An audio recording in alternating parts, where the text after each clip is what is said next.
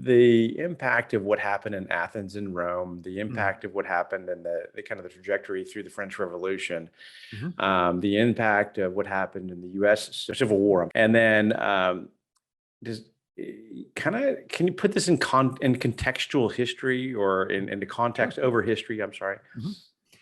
Yeah, absolutely. I think Os Guinness really has something here when he says we're really right now struggling between two revolutions, the American and the French. So the American 1776 has in it a Judeo-Christian context. You have Thomas Jefferson saying that all men are created equal, endowed by their creator with certain inalienable rights. You have John Adams saying our Constitution was intended for a moral and religious people and is wholly unsuited to the governance of any other. There's this argument that democracy requires consensual morality.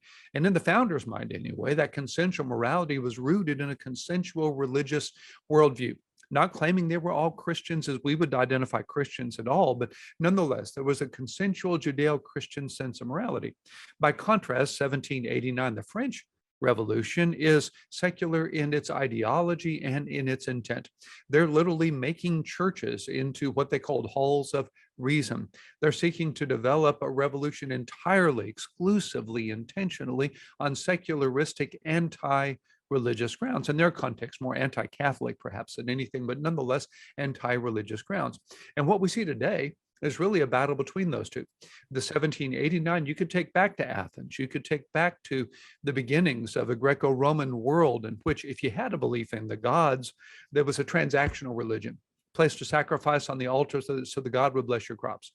You wouldn't have a personal relationship with those gods. You didn't want a relationship with those gods on Mount Olympus, as sinful, we would say, as they certainly could be, as capricious as they could be. You didn't really think of your religion as governing your life. It was just bills you paid in order to receive benefits from the gods that you happen perhaps on some conventional wisdom to believe in. And so really at the beginning of Western Judeo-Christian ideology, you could say, our worldview, there is this kind of sacred versus secular, Sunday versus Monday, spiritual versus secular kind of idea. They get it from Plato, who got it from Pythagoras, who got it from the Orphic cult, but it's nonetheless this kind of built-in, baked-in Sunday versus Monday, spiritual versus secular, that's really in many ways embodied by that 1789 French. And that's a lot of the collision we're facing today, is between those who believe that America needs to have a consensual morality built on a consensual kind of religious worldview versus those that are convinced that what I just said is more damaging to our future than helpful.